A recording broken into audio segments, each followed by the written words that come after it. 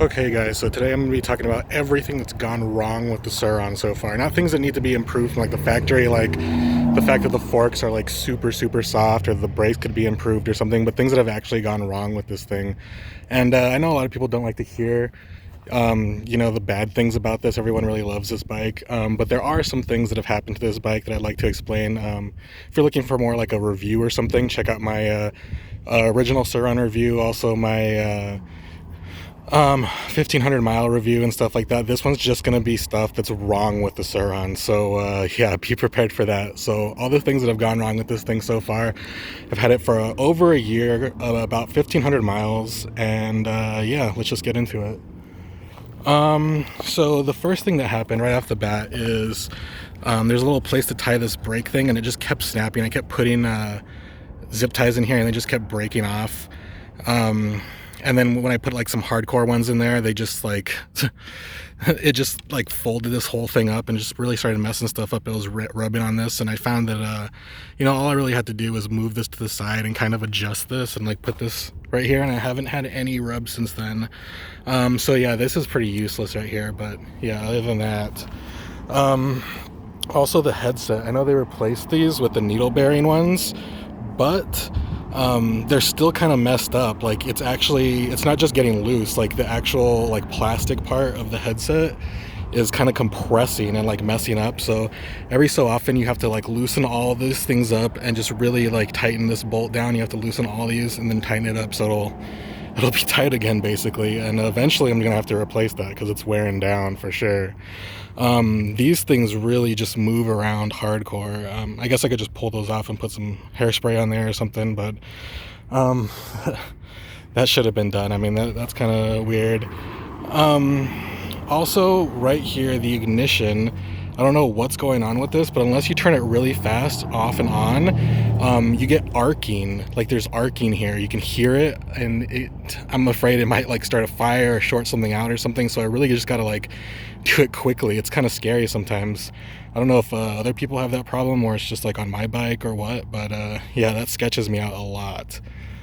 You can definitely hear it. It's just like you can hear it like legit arcing unless you turn it all the way. So yeah. Okay, so the biggest thing, the thing that I get asked about most often is the battery. This bike, I didn't ride it for maybe like 3 months, maybe even 4, when I broke my thumb on this thing. And I had it sitting. I thought it'd be okay because I had 100% battery on it. I had it plugged in for like the first month, and then I unplugged it and just kind of let it sit for a while. And I don't know a lot about these lithium batteries and stuff, but I don't know what happened to it. But when I got back on it, I could definitely tell the top speed was considerably less. It was like 2 or 3 miles an hour less when it was fully charged. And when it was like halfway, we're talking like 6-7 miles an hour slower than it was before. And then the range went down big time. I would say it's about 30% less than what it was before the 4 months. I used to be able to ride to this one place, ride around for a long time, come back, and I still have like 32% battery life. Now I get over there, I can't even ride that far, come back, and the battery's pretty much fully spent.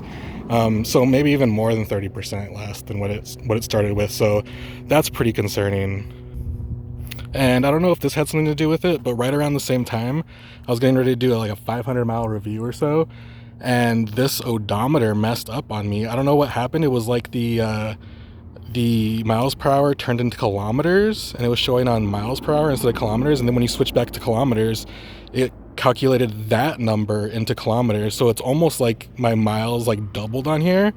And that happened around the same time. I don't know what the hell happened, but I replaced this and I haven't had the problem happen again. So I don't know what the hell that was about, but yeah, odometer jump was really weird. And also at the same time, just a whole bunch of shit went wrong at the same time. This is when I posted that infamous my batteries fried video. I was actually riding around. I brought the bike home. It was like 42% battery life or something. I don't really remember, but there was a decent amount of battery life. Got off the bike, and all of a sudden, randomly, it just jumped to 0%. And that really sketched me out because I was thinking, like, if I was just out in the wilderness or something, and I was like, oh, good, I have like 42% battery life. I could get home or whatever. And then all of a sudden it's 0%, the whole bike shuts off. Like, I'm stranded out there. And that's been in the back of my mind ever since then. It wouldn't charge. all kinds of shit. I don't remember how I got it to charge. I think I did the trick, the 0% battery trick or something, or like let it rest overnight or something, and eventually I got it to charge again. But yeah, the battery has never been the same since those incidents. But yeah, I mean, as long as it's still going, it's still taking me, I'm still going to be riding it. I think eventually I'm going to get like a light speed battery or like a 72 volt or something. But you know, it's still working, still going. It's just not quite as fast and don't really get the same, you know, distance that I once did. So yeah, there's that. There's also this sensor that is like a tilt sensor or something that's been really messing up lately. There's a hill right outside my house, and if I go down it and I slam on the brakes, the bike always shuts off on that. And sometimes when I'm off-roading, I go up a really steep hill or like lean it really hard, the bike will just shut off like it fell or something. So I'm gonna have to like get rid of that or get a new one because it's starting to get really bad on this. And then there's the rear shock. I actually like the rear shock, it's pretty decent, but there's no lock ring here. And this is constantly moving. I don't know if this counts as something that went wrong or not, but this thing is moving and I have to like constantly tighten that. It would be really nice if there was a freaking lock ring on there. Okay, I gotta move back up here. I actually forgot about the forks. The forks are really squishy, but that's not really like something breaking on it. There is this air valve, and I've heard this before, and the air actually leaks out of here, and I have to kind of put more air in there every few rides.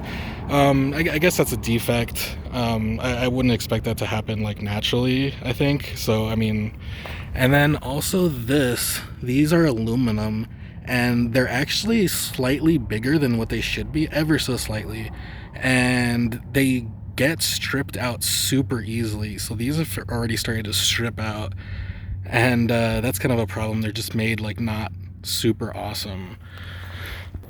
But I do hear these are actually stronger than the RST forks. There's some kids that live down the street from me, and they were telling me that they've cracked 2 sets of RST forks. They got the brand new SUR RON, then got replacement parts from Luna, and they actually cracked it here at the Triple Crown twice, and then ended up getting D&Ms, which didn't break, but did end up locking up. But they do jumps and stuff. There's a place with big old jumps, and they're always jumping the thing, so that's pretty much why I figured that happened. And then finally coming back over here to the rear, I don't know what happened to this rear disc. The front one seems fine. I don't know if I hit this, or I think it was really just from overheating it, because I was using this thing a lot. But this rear rotor is warped. I tried straightening it out. It's a little bit better, but yeah, it's definitely warped. It looks a little like kind of overheated or something. It's pretty dark. That's not rust. But yeah, that is a bent rotor. I got the supermotor wheels now. I think I also got a upgraded front rotor, so I can move that one to the back, and then hopefully it'll be fine. And then finally this rim, this rear rim, it's the same as the front one, I believe. It works great in the front, but in the rear where you have most of your weight, if you're a big dude or you're doing jumps or something, this just cannot handle that kind of shit. This rear rim is bent. I've straightened it out. It's bent again. It's just not super strong. I would love to get like an Excel rear rim or something. I would like to keep it 19. I like the way it feels. But yeah, it's just a little bit, it's definitely bent for sure. So yeah, keep an eye out for that. But yeah, other than that, it's been a really good bike. I mean, honestly, if I had like some cheap motorized bike that cost about the same, you know, I'd probably end up having more problems than this, you know. I really like it. I think it's worth it. But yeah, those are the problems I've had so far. It's not perfect. There's definitely some things that might go wrong with it if you have one, especially if you're doing like jumps and like doing anything hardcore off-road. So just be aware of that. And yeah, stay tuned for the next video. Subscribe and do all that good stuff, and I'll be coming out with some more stuff. All right, bye.